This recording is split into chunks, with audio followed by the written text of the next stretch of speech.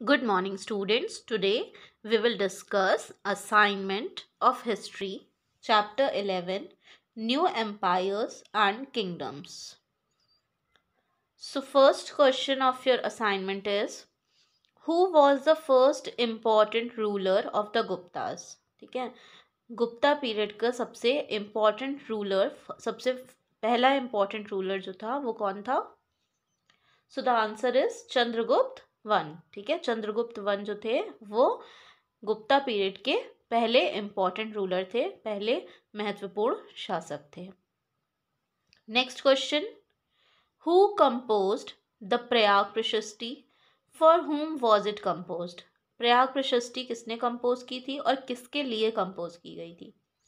So the answer is Harisena composed the Prayag Prashasti. ठीक है, हरिसेना ने प्रयाग प्रशस्ति को कंपोज किया था.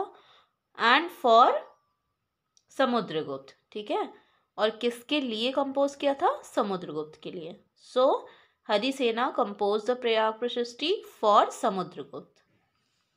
Next question, which Gupta king assumed the title of Vikramaditya? कौन से ऐसे गुप्ता किंग थे जिनको विक्रमादित्य का टाइटल मिला था? So the answer is Chandragupta two. ठीक है, चंद्रगुप्त टू जो थे, चंद्रगुप्त सेकंड जो थे, उन्हें विक्रमादित्य का टाइटल मिला था. Next question, Fahien came during the reign of which Gupta king? ठीक है, फहीन कौन से गुप्ता किंग के सल्तनत के टाइम पे आए थे?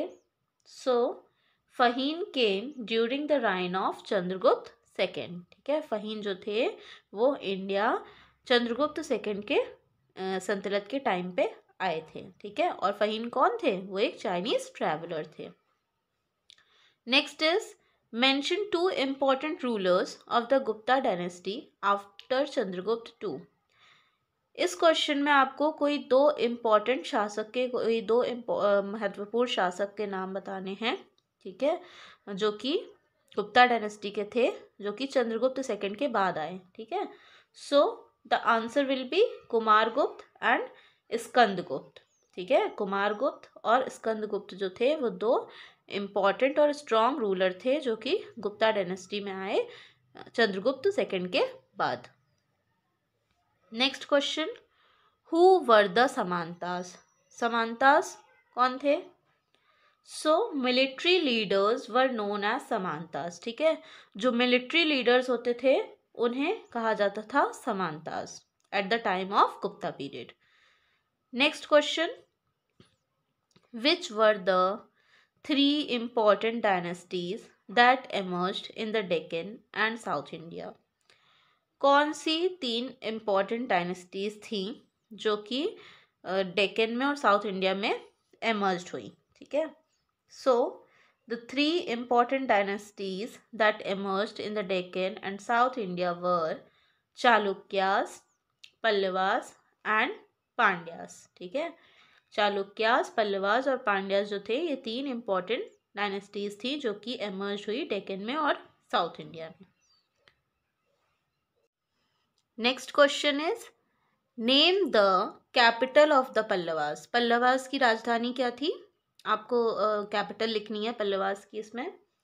सो द कांचीपुरम और Kanchi was the capital of the Pallavas. ठीक है, कांचीपुरम जिसे कांची भी कहते हैं वो पल्लवास की कैपिटल थी.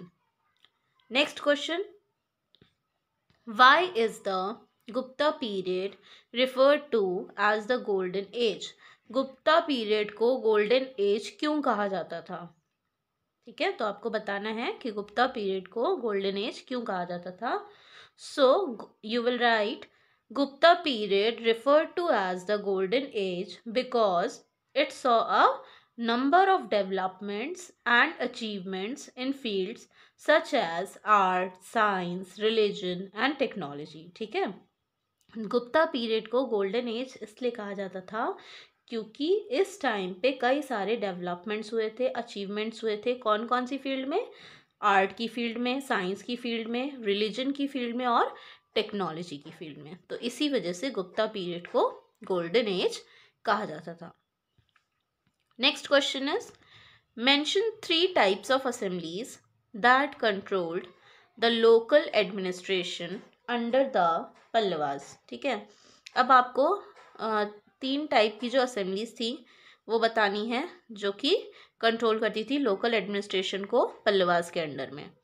So the 3 types of assemblies that controlled the local administration under the Pallavas were सभा। ठीक है, पहली असेंबली जो थी वो थी सभा, जिसे assembly of Brahmin land owners कहते थे। और नेक्स्ट असेंबली और जो थी वो थी विलेज असेंबली, जिसमें सारे लोग इंक्लूड थे। Next is Nagram. ठीक है, नगराम क्या थी? नगराम असेंबली जो थी वो थी organization of traders and merchants. ठीक है, ट्रेडर्स और मर्चेंट्स की ऑर्गेनाइजेशन जो थी वो थी Nagaram. So these were the 3 types of assemblies, sabha assembly of Brahmin land owners, और village assembly which included all the people, and Nagaram organisation of traders and merchants. Next question, write any 4 points on the life of the people during the Gupta period. ठीक है, आपको कोई भी 4 points लिखने हैं। ठीक है, गुप्ता पीरियड के टाइम पे लोगों का जीवन कैसा था उसके 4 पॉइंट्स आपको लिखने हैं। So first point you will write, crime was rare and punishments were not very severe. ठीक है, गुप्ता पीरियड के टाइम पे जो लोगों का जीवन था वो कैसा था? जो क्राइम थे वो कम थे। ठीक है, और पनिशमेंट जो थी वो ज़्यादा सीवियर नहीं थी, बहुत ज़्यादा कड़ी सज़ा जो है वो नहीं दी जाती थी उस टाइम पे।